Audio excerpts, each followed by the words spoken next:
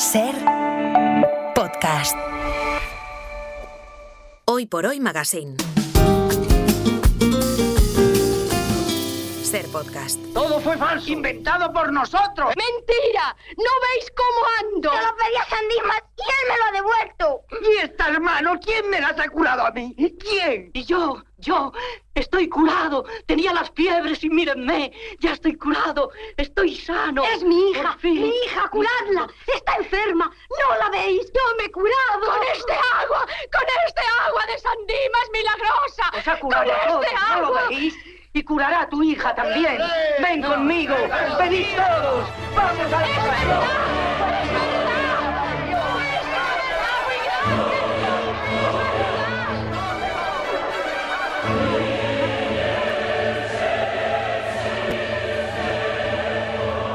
Hoy, 1 de abril, miércoles santo, en el Rincón y la Esquina, a las 18, 9 y 8 en Canarias, hablamos de la santidad. San Gabriel pa' la miseria, San José pa' los parados, Hoy por Hoy Magazine. San Francisco pa' el hambriento, Ser podcast. San Damián pa' el desgraciado, Santa Gema pa' los hijos, Santa Inés pa' el día a día, San Judas para los rojos y pa' las causas perdidas, San Justino pa' que ahuyente al abusador mamón.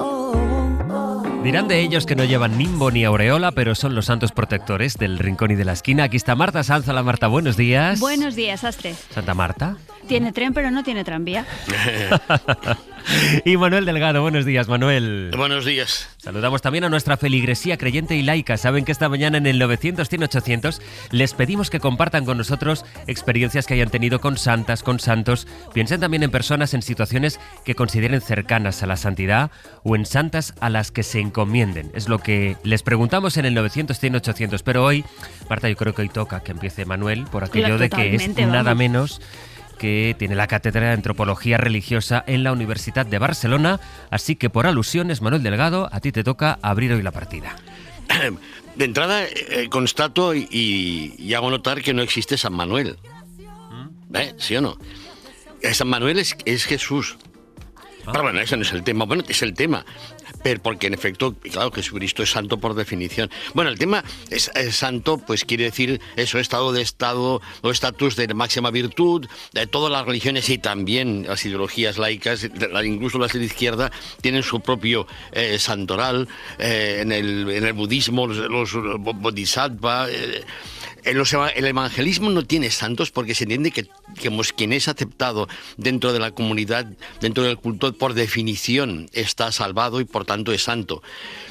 Es en caso de la Iglesia Católica, que es la que un poco, digamos, lo complica más, porque hay un trámite administrativo que te permite pasar, en caso de que lo merites, pues siervo de Dios, luego beato y finalmente a santo, pero sí implica un proceso administrativo prácticamente de canonización.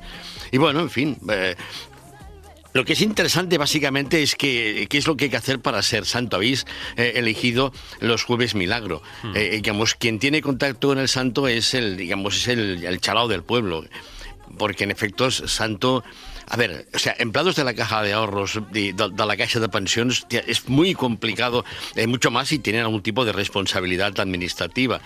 Suelen ser básicamente gente en los márgenes y tal. Los niños, por ejemplo, los pastorcitos de Fátima, o Carlos Acuti, que es el santo cibernético, que es lo último que se canonizó en el 2020. Yo tengo un santo muy querido, que no sé si nuestros oyentes en Barcelona lo conocen, que es el Santet, en Poblenou, que es un nicho al que se atribuyen virtudes curativas y que si alguien lo visita está siempre lleno de exvotos y de velas. Hay un compañero de la facultad que está haciendo su tesis justamente sobre el asunto, Oriol Pascual, a quien mando un saludo si no está escuchando y tal. Entonces, bueno, puestos a pensar básicamente en ese privilegio que tienen los niños para formas de santidad, hombre, yo he pensado, pues, una de las películas más bellas de la historia del cine. Cuidado ahí. Que es Marcelino Pan y Vino, basado en la novela Sánchez Silva, una película de una belleza insultante que hacía Pablito Calvo. No sé si antes era una proyección de estas fechas. Sí. Y de la Slow Batja, no sé si alguien tiene... Es que ya no te puede... O sea, ahora ya dices en clase cualquier referencia a cualquier película y nada, ni idea. O sea, nadie, digamos, la gente no ve películas, tú, digamos, la gente joven. Manuel, el cebo, carne de orca. Hombre, ¿Cómo bueno, la me gente? cago en la leche. Claro, hombre. Pero claro que ven Palito. películas. Claro. ¿Cómo no van a haber Bueno, visto? para Marta tiene una base. ¿Cómo no van a haber visto? Y tiene filming. Marcelino Pan y tienes? Vino, Marcelino Hoy Pan te y traigo Vino. pan y vino. No sé si te gustará, pero los frailes dicen que da calor. ¿No podías bajar tú y comértelo aquí? ¿No te doy miedo? No. ¿Sabes entonces quién soy? Sí, eres Dios. Eres un buen niño y yo te doy las gracias. Pues los frailes dicen que soy malo. ¿Y qué dice Manuel? Pero tú lo sabes. ¿Está contento? Sí. Hablamos de ti. Tú te llamarás desde hoy Marcelino Pan y Vino. Marcelino, pan y vino. Me gusta.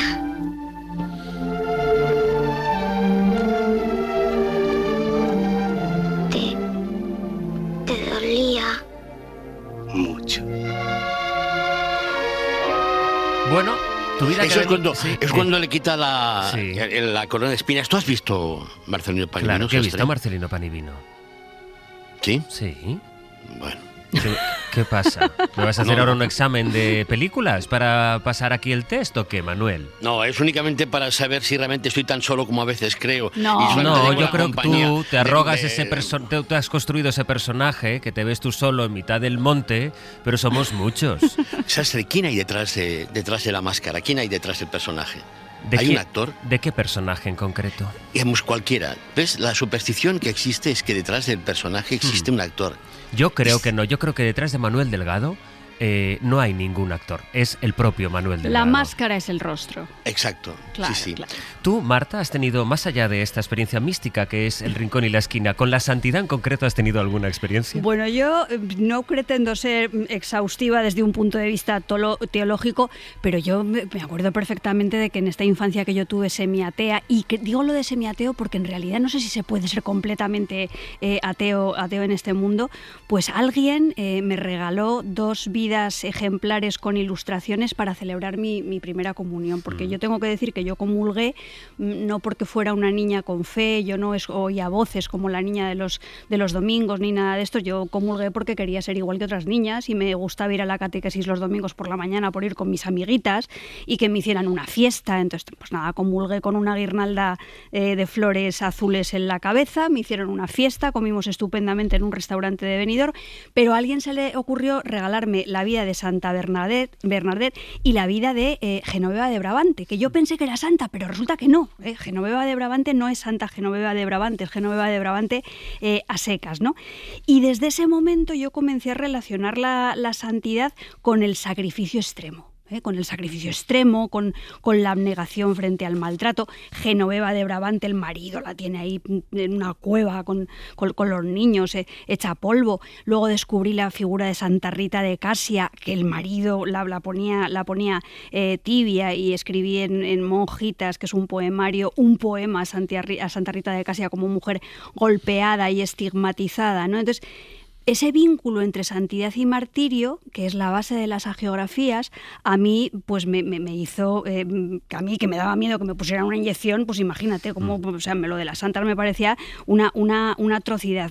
Yo entendí que en la canonización había una raíz truculenta, hasta en las cancioncitas infantiles. Yo no sé si os acordáis de esa canción que decía algo así como: Santa Teresita, hija de un rey moro, la mató su padre con cuchillo de oro. No era de oro ni de plata fina, era un cuchillito de pelar patatitas. Pues yo esto lo he oído cuando era Y pequeña. normal que lo recuerdes. Era truculento a morir, ¿no? Entonces me venían también a la cabeza los martirios de San Sebastián, San Bartolomé.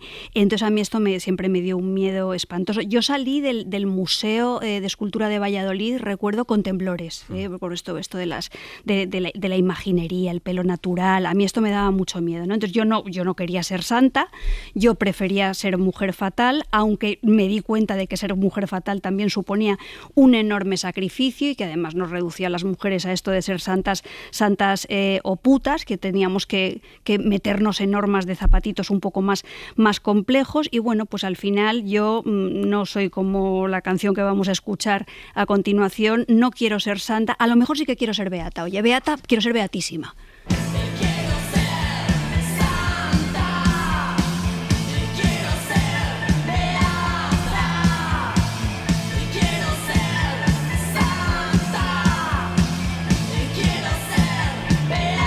Este miércoles santo, santidad, su relación con ellos, ¿a qué santos se encomiendan? ¿Quién creen que tendría que ser santo o santa? ¿Quisieran serlo o todo lo contrario? 900, 100, 800. De esto hablamos esta mañana con Marta y con Manuel en El Rincón y la Esquina. ¡San Gennaro! ¡Ha sobrado el milagro, San Gennaro! ¡Gracias, querido santo, por elegirme! ¡Saquen ahora mismo de la casa de Dios a esa asquerosa! ¡Venga, fuera! Se inventan de todo, incluso una falsa menstruación. Hacen de todo solo para desviar la atención de mí. ¿De San Gennaro? No, de mí. Parece que fuera a obrar usted el milagro. ¿Y quién te dice que no sea así? Siento que la sangre no se haya disuelto. Bueno, pues ya lo hará el año que viene. Hoy por Hoy Magazine.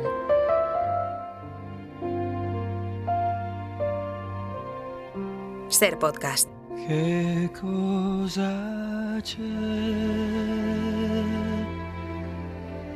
C'è che mi sono innamorato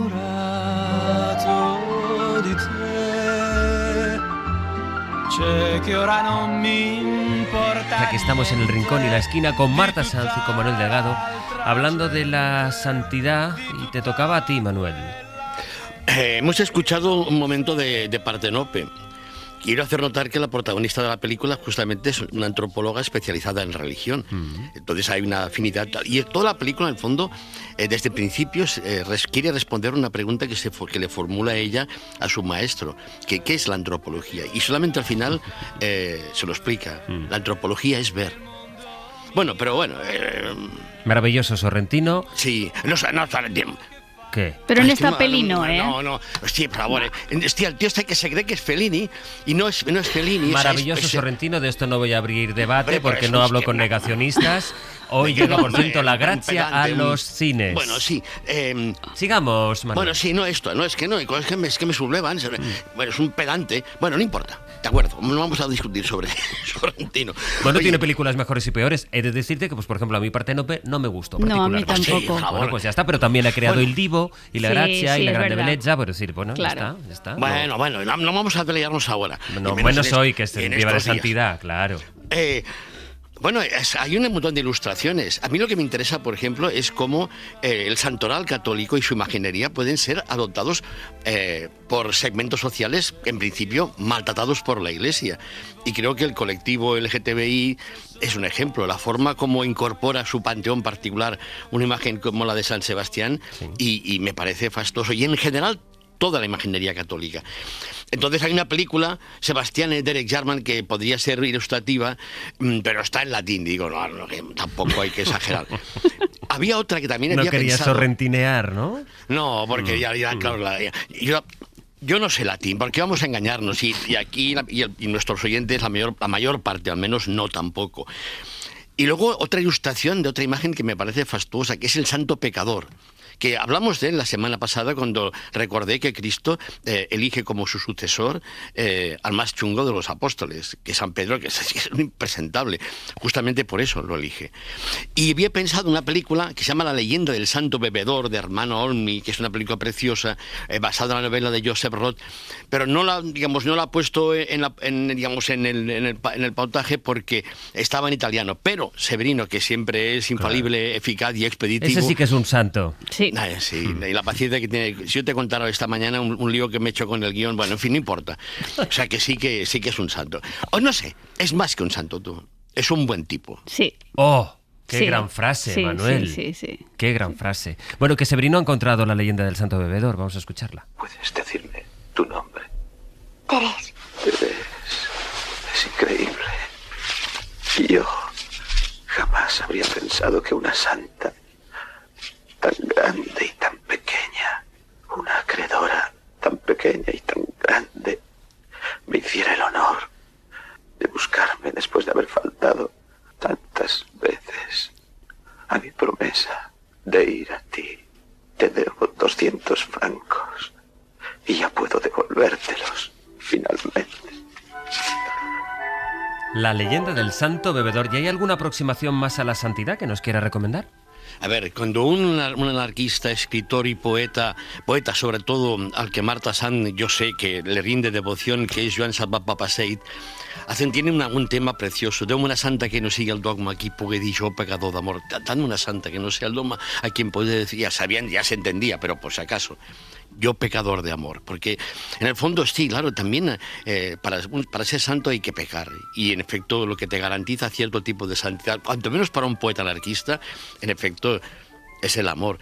Y ahí de este poema hay una versión preciosa de Rafael Subirats y dicho, vamos a escuchar esa versión que al final dice que esto, digamos, que el tipo, después de haber dejado a la amiga, tú ya me entiendes, va a la iglesia y cuando están a punto de abrir por la mañana y va con su estampita, la estampita de esa santa que no es el dogma, cerquita del corazón. No sé, es que yo no puedo con esas cosas. Tú, sí, Jo aniria en aquella hora en què deixo l'amiga abans no surti el sol.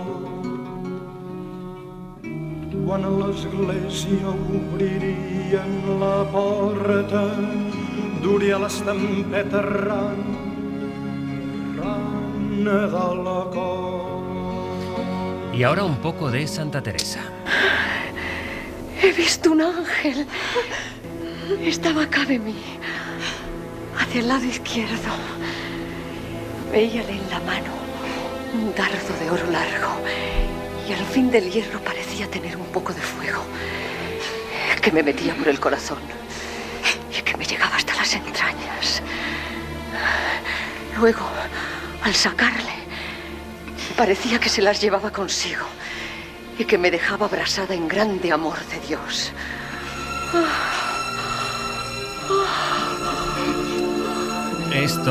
Este grande amor de Dios es un fragmento de la serie Teresa de Jesús, Marta, dirigida por Josefina Molina y protagonizada por Concha Velasco. Me dejaba abrasada en grande amor de Dios, ¿no? Entonces hemos visto que la santidad se vincula con esa mortificación del cuerpo y esas truculencias, pero claro, también hay un componente ahí de hipersensibilidad gozosa, que para mí es profundamente corporal, que es profundamente carnal, que se vincula con el éxito, con el éxtasis, bueno, con el éxtasis, quiero decir. Es que el éxtasis me ha venido a la boca de manera rara y esa parte pues a mí me resulta verdaderamente simpatiquísima y me hace tener en la cabeza la Santa Teresa de Bernini, porque yo creo que un poco el momento místico evoca el gozo de la cópula, la unión, y la poesía mística siempre ha tenido esa resonancia erótica, y es verdad que Teresa de Jesús fue hecha santa por su privilegiada relación con Dios y como carmelita descalza, pero yo creo que debería haber sido canonizada realmente por su excelentísima obra literaria, ¿no? Igual que San Juan de la Cruz, que para mí es uno de los mayores poetas de la literatura universal y de quien voy a leer un par de liras del cántico espiritual para celebrar la Semana Santa. Pues venga, vayamos a celebrarla. Mi amado, las montañas, los valles solitarios, nemorosos, las ínsulas extrañas, los ríos sonorosos, el silbo de los aires amorosos, la noche sosegada, en par de los levantes de la aurora, la música callada, la soledad sonora, la cena que recrea y enamora. ¡Qué maravilla! Ah, que es maravilloso. Y sin música. A esto que ha dicho Marta, le pones música a esta cosa a veces con la poesía. Hostia, no le pongas música a San Juan de la Cruz, hostia, no, porque ya es pura música. Había que escucharlo así, sin música y recitando, claro, y en vacío, como lo hemos escuchado, sí, para apreciarlo plenamente. Sí. Dejadme saludar a Gabriel, que estamos haciendo el llamamiento en el 900-100-800 y la primera persona que a partir de la santidad ha llamado a la radio ha sido él, desde Murcia. Hola, Gabriel, buenos días. Hola, buenos días. ¿Cuál es tu relación con la santidad? Bueno, este año, durante la Navidad, se me ocurrió decirle a los críos, mira, pues como tenemos la familia muy dispersa, tengo a mi hijo en Londres, vivimos en Madrid, en Murcia, y le dije, pues mira, todos los días voy a mandar un mensajico con el santo del día. Y entonces, pues, la investigación del santo del día está siendo súper divertida para todos. Nos mantiene unidos a toda la familia, todos esperan con ansiedad cuando llega el momento del santo del día, y hemos encontrado cosas súper divertidas sobre la Iglesia, la evolución de la Iglesia, la evolución de la santidad, santos muy, muy divertidos en la antigüedad, santos muy comprometidos hoy. Entonces, nos está haciendo una experiencia familiar, una experiencia divertida, una experiencia histórica, una experiencia religiosa y una experiencia que nos está satisfaciendo a todos con una tontería. Y bueno, lleva 10 minutillos, 15 minutillos hacer el santo, pero de verdad muy bonito. Y estamos aprendiendo de santos, por supuesto, comprometidos ahora como, no sé, Óscar Romero, que es un crack. Pero santos antiguos como, no sé, Simón el Estilita, que era un tío que se subió a una columna y estuvo así como 20 años subido en la columna. Entonces, el contraste de la hora, del antes, el debate antiguo sobre el arrianismo, los debates en la Iglesia que al final, con la perspectiva de ahora, sin ser presentista, pero con la perspectiva de ahora, parece un poco, mira, que pelearse por si esto representa esto, aquello representa esto. Pero bueno, aprendemos y nos lo pasamos muy bien. Es un gran tema, es un temazo lo de las vidas de santos. Sí. Porque son pequeñas biografías. El arrianismo. Sí, también. Tendríamos de abordarlo. Pues mira, ya. Muchas gracias, Gabriel. Gabriel, gracias. Muchas gracias a vosotros. ¿Qué santo tocaba hoy, Gabriel, por cierto? Hoy es San Hugo, San Hugo. Ah, San Hugo. Hoy es San Hugo, hoy voy a hablar de San Hugo. De todas maneras, en Semana Santa hacemos un paréntesis porque nos gusta también hablar un poco de los días de Semana Santa, lo que representa cada uno. Pero hoy es San Hugo. Vale. Pues nada, felicidades a los sucos. Gracias, Gabriel. Muchas gracias.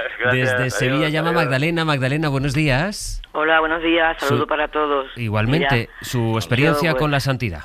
Pues mira, es que me recuerdo de la escena y desde luego de Berlanga, porque esto fue una experiencia que la voy a contar ahora mismo. No sabe nadie, solo mi familia, porque, bueno, empecé que en mi barrio, una iglesia de barrio normal, en mi bloque vive el sacerdote que lleva la iglesia.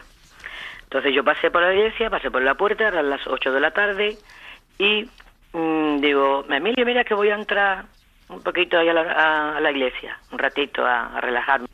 Vale. Bueno, yo creo que me relajé demasiado y el cura pues se marchó de la iglesia, cerró ya su iglesia porque ya era las 9:30 de la noche y yo me quedé en la iglesia. ¿Cuál es mi reacción? Yo no he corrido más en mi vida buscando cómo salir de allí. Con miedo. Yo ya ni Cristo, ni hostia, ni Virgen, yo no veía nada. Yo que quería salir de allí pensando qué iba a pasar, que cómo salía de la iglesia. Yo me miraba, digo, bueno, es Jesucristo que me quiere aquí. No, yo me quiero marchar de aquí, por favor, abrirme. Claro, no, allí no habría nadie porque el cura se había ido. Entonces el cura recordó en su casa a las 12 de la noche.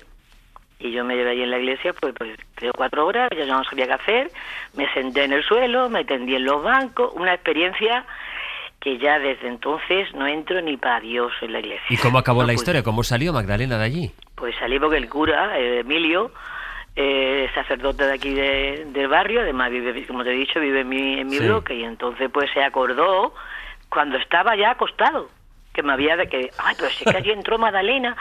Pero yo gritaba buscando una puerta de salida. Allí no hay cosa más terrorífica que quedarse encerrado en una iglesia. Sí. Y yo diría, bueno, hija, está ahí Jesucristo, está la Virgen, no sé el nombre, no me acuerdo. Sí. Y bueno, yo pensé, relájate, ni relajarme ni hostia, que yo quería salir de allí, yo tenía terror. Desde entonces... Adiós. Magdalena, muchas gracias. De nada, hijo. Adiós, venga. Adiós. En el 900-100-800 le seguimos escuchando después de la pausa y seguimos hablando con Marta y con Manuel sobre, los santos, la santidad, San Hugo. ¿Conocéis a muchos Hugos? Yo la verdad es que no. No. En persona, personalmente, no. Pues luego seguimos haciendo memoria. Tenga, madre. No, gracias. Hoy es una excepción. Celebramos la llegada de Yolanda. Con las obras me basta. Aunque solo sea la guinda, madre. No. Como siga así, se le cerrará el estómago. La Madre Superiora olvida a veces que es humana. Lo que pasa es que la madre es una santa. Sí, pero las santas también comen. Pues para mí comer esta tarta es como comulgar. Se me apareció Jesús mientras la hacía chorreando sirope. Y me ofreció sus llagas para que se las chupara como si fuera una golondrina. Eso se llaman alucinaciones. Pues benditas sean. Hoy por Hoy Magazine. Ser Podcast. St. Paul the persecutor was a cruel and sinful man. Jesus hit him with a blinding light, and then his life began. I said yes. Estamos rozando ya la santidad con Marta Santi y con Manuel Delgado en El Rincón y la Esquina. Escuchábamos antes a Gabriel y Magdalena, los dos primeros oyentes que nos llamaron al 900-100-800. La seguiremos escuchando ahora, pero yo quisiera, ya que estamos escuchando música, que tú me llevaras a otro registro musical, Manuel, a golpes bajos, siguiendo el asunto de la santidad. Esto es una prueba de que esto, digamos, de la mística en el mundo, la música pop, antes de la Rosalía ya existía. Acuérdate, Like a Prayer, aquella de Madonna, que es de finales de los 80.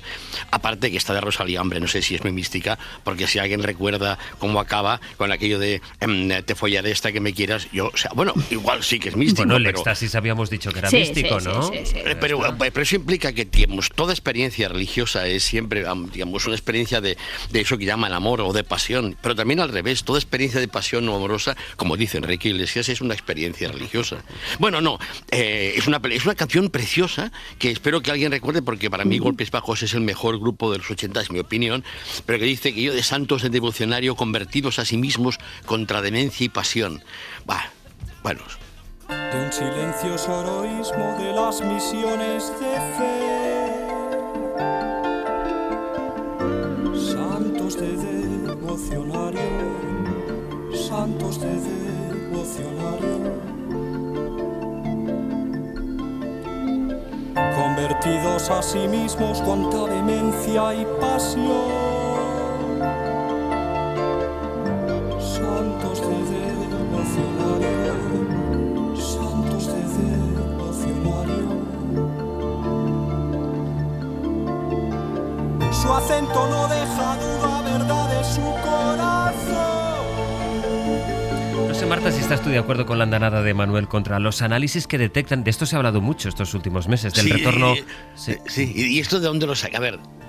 Bueno, pues porque hay más referencias al misticismo, a la religión. ¿Pero dónde? Digamos, ¿esto implica que hay un aumento en la asistencia a misa? Pues hay grupos religiosos de los que se habla más. Está este disco de Rosalía, efectivamente, hablando con cierto misticismo.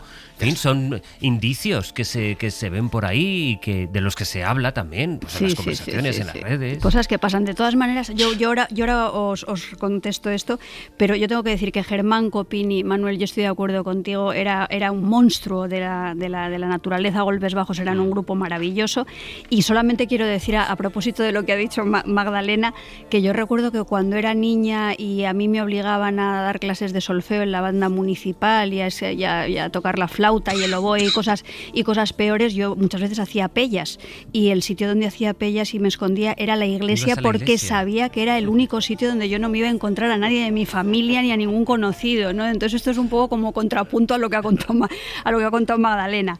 Y es verdad, yo creo lo que dice Sastre, de que actualmente se producen aproximaciones hacia esto de la santidad y la vida ascética de las mujeres en recogimiento conventual desde una mirada que pretende ser anticapitalista. El otro día se dijo que era casi un gesto punk, una forma de rebeldía frente a los excesos de la sociedad de consumo, la depredación del planeta, la objetualización del cuerpo femenino, la multitarea, la falta de concentración, todas estas cosas de las que hablamos muchas veces y que se vinculan con un materialismo monetario. Y creo que una de las pioneras de esta mirada fue la escritora antifascista Simone Weil, que hizo de la frugalidad y del hambre un instrumento contra la guerra y contra el capitalismo. Yo todo esto lo estoy diciendo de una manera muy simplificada. No sé si a mí me convence mucho esta opción conventual contra el capital, pero recomiendo un ensayo estupendo de Begoña Méndez que se titula Místicas, donde trata de las figuras de Hildegarda de Bingen o de la escritora brasileña Clarice Lispector, para entender un poco qué está pasando con esto de la santidad y el anticapitalismo y tal.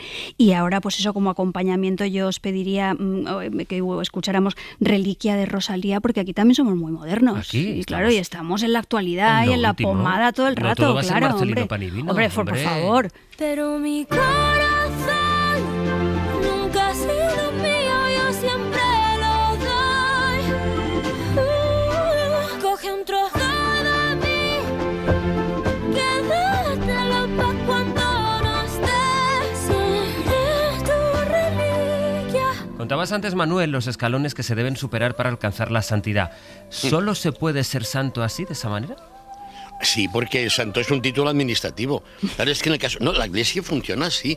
Es decir, es un aparato prácticamente de Estado que determina quién puede comunicarse con Dios de una forma legítima y pertinente, y es a través de un examen como el que tuve que hacer yo para obtener mi plaza.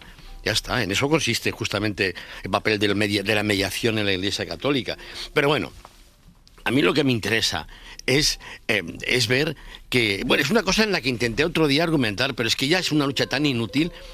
A ver, entender que las religiones no existen más que en la forma como son usadas por ciertos colectivos sociales en ciertas circunstancias, que pueden tener un sentido en otro. Pero eso es una lucha imposible, porque hay muchos prejuicios y de gente que cree criticar la religión cuando no se da cuenta de que en el fondo, queriéndolo o creyéndolo hacer desde fuera, lo está haciendo desde dentro. Entonces, a ver... Yo soy ateo, ¿vale? O sea, ateo. O sea, yo, digamos, esto que dice Marta, no estoy de acuerdo. Yo soy ateo, fuera, punto. Es más, nunca he tenido la más remota inquietud espiritual. Yo, digamos, hombre, a veces si me tomo 2 gin tonics puedo sentir algo, pero, digamos 3 ya, pero así en plan, así a palo seco, nada. Pero en cambio me casé por la Iglesia. Ups. ¿Qué ha pasado ahí? No, ¿por qué? A ver, venga. Año 79. Porque tenemos que adivinar por qué te casaste por la Iglesia siendo ateo. En eso consiste el juego. Bueno, pues por amor, porque te lo pusieron como condición y dijiste, pues venga, ¿no? Yo creo que por lo mismo, por lo que yo hice la primera comunión, por formar parte de algo, y podríamos decir así pedantemente que lo hiciste para perpetuar un rito de amor seguido por mucha gente. Me encantaría que dijeras, por dinero. No, por dinero no sirve. Por obligación. No. Sí, yo no salgo. A ver, yo me casé por la Iglesia en el 79 porque era comunista. Y porque yo quería que me casara un camarada. Y te lo juro que era mucho más fácil encontrar un cura comunista que un juez. No va en broma. No, totalmente. En aquel contexto, en el contexto, digamos, del tardofranquismo, o sea, la Iglesia era un baluarte antifranquista, y no únicamente a nivel de base, desde la época del tarancón al paredón, cuando detienen a Lloveros. Sí. O sea, cuidado, en aquel contexto, digamos, esta especie de concesión a la maldita Iglesia Católica, de pronto era coherente. Ahora no lo sería, como no lo era antes del Vaticano II. O sea, esta es mi argumentación. Entonces, hombre, esto lo decía porque ya que ha sido Gabriel, quien ha hecho la referencia, pues yo vuelvo a ella y recuerdo, a Óscar Romero, que es un santo desde 2020 y que era de los buenos, a pesar de que era un puto obispo. Los agricultores y campesinos a los que matáis son vuestros propios hermanos y hermanas. Cuando oigáis las palabras de un hombre que os ordene matar, pensad no en sus palabras, sino en las palabras de Dios. No matarás.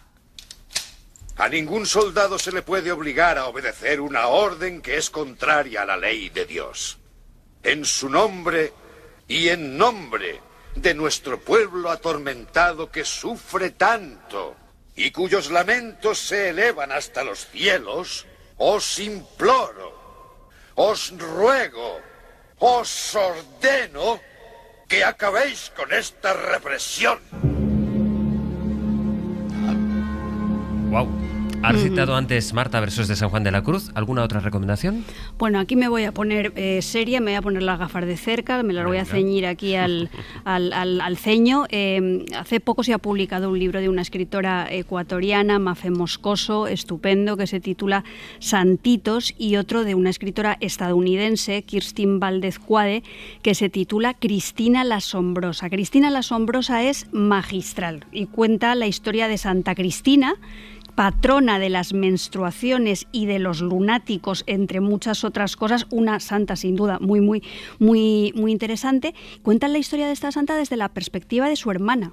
y desde la perspectiva de su hermana Cristina la Asombrosa, lo que era una excéntrica y una resentida que hacía el bien de puertas para afuera, pero de puertas para adentro con su familia era un bicho, ¿no? Entonces, esto nos lleva un poco a la pregunta de qué es lo que nos convierte en santas o en santos, si lo íntimo, lo público, si lo uno anula lo otro, en qué consiste la ejemplaridad y si el arte puede santificar a alguien. Esto lo digo porque hay artistas amados como figuras religiosas, está el fanatismo de las fans, pero yo creo que a mí una de las cosas que más me inquietan en los últimos tiempos es esta confusión que se produce permanentemente entre el texto y los autores, cómo a veces una obra se desprestigia porque su artífice no fue ejemplar en la vida. Entonces yo en ese lugar me siento muy, muy desconcertada, porque igual que antes a mí me parecía una solemne tontería decir, o sea, que un escritor tuviese que ser un maldito borracho para tener cosas interesantes que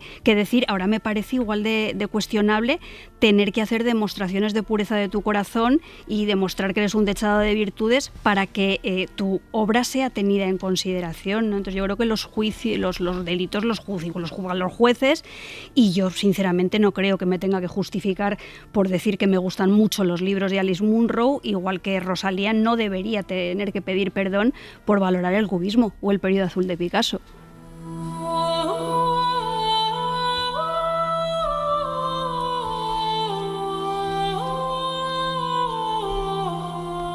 Antes Marta mencionaba a Hildegarda von Bingen, santa que vivió en el siglo XII y que tuvo tiempo para Dios, para la filosofía, la ciencia, la adivinación, la escritura o la música. Esto es una de sus composiciones. Luego me ha llamado mucho la atención cuando has dicho de Santa Cristina, patrona de las menstruaciones y de los lunáticos. Hay un tema vinculado con la santidad que es de qué son patrones y patronas, ¿no? Sí. De qué elementos, de qué circunstancias se ha decidido que un santo, una santa, por su vida o por lo que sea asociada a su vivencia, son patrones y patronas. Adelaida ha llamado desde Alicante. Adelaida, buenos días. Hola, buenos días. ¿Cuál es su relación con la santidad? Cuénteme.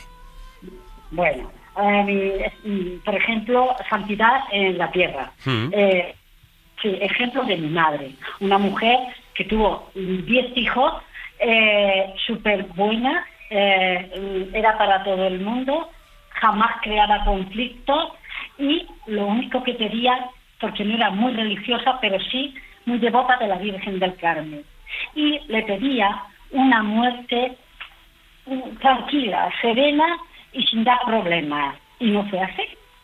Tuvo un cáncer, lo tuvo en cesárea de tiempo porque no le hacían pruebas, pero 3 meses antes se le declaró y estuvo 3 meses sufriendo con ese cáncer en el 81. Es decir, la santidad la tuvo en la tierra.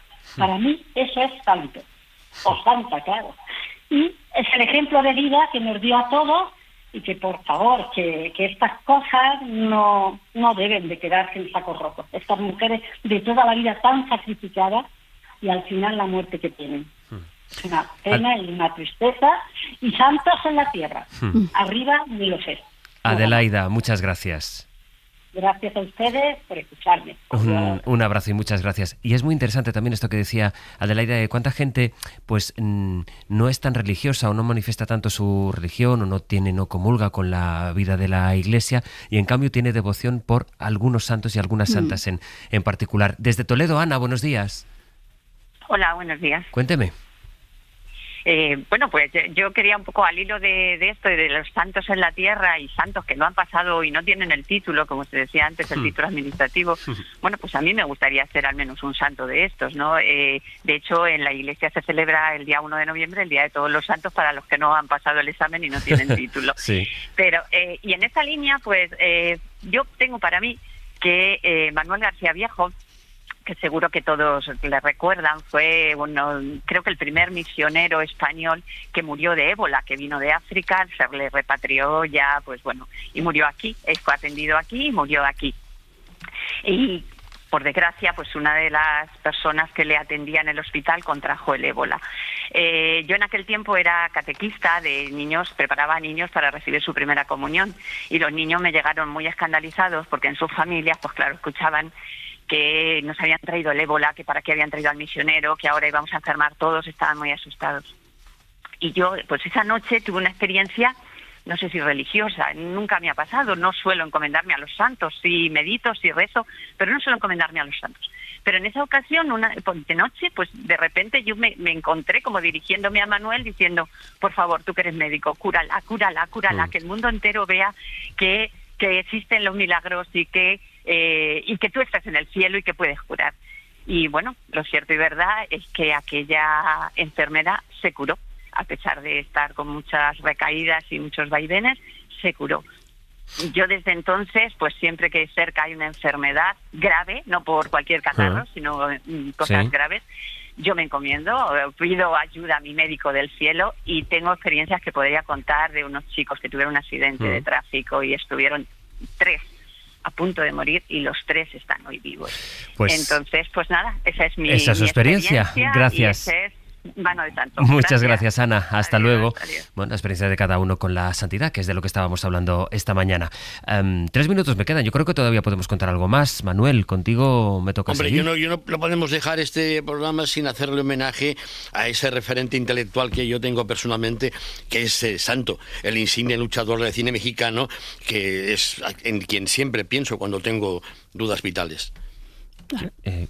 ¿Quién? Un luchador de lucha libre.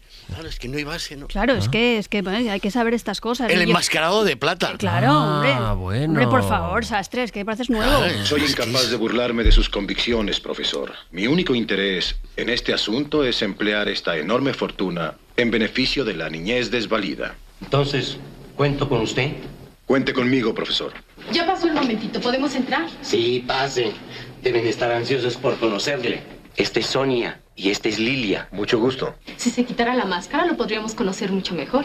Tengo muchos amigos, pero también muchos enemigos. El AMPA tiene demasiados agravios en mi contra. ¿Y usted los burla ocultando su identidad? Algo así. Yo prefiero verlo con su máscara plateada siempre. Bueno, pues ya me queda el santo del enmascarado de plata. Marta, cierras tú. Yo solamente recordar la posibilidad del santo laico, o sea, la posibilidad de intentar hacer todo el bien que se pueda en la vida, ayudar, criticar, cuidar, paliar el sufrimiento y, bueno, pues esa referencia a Camus en La peste, gente que ayuda por ayudar, y luego la posibilidad de los santos que han perdido la fe, como nuestro queridísimo San Manuel Bueno, mártir de Unamuno, y San Pancracio, que hay que ponerle el perejil, siempre. Sí. Robado. Sí, te lo tienen que dar o lo tienes que coger tú. No, sí. Y una moneda. Una moneda en el dedo. Y Santa Bárbara cuando truena. Debajo de la pea. Bueno, yo en mi como yo lo he vivido esa tradición, en el dedo. Bueno, cada uno. Bueno, si te echan de la radio y esto, San Pancracio es el recurso. Sí, claro. O a nosotros. Sí. Bueno, sí, no sé, pues a lo mejor me echan.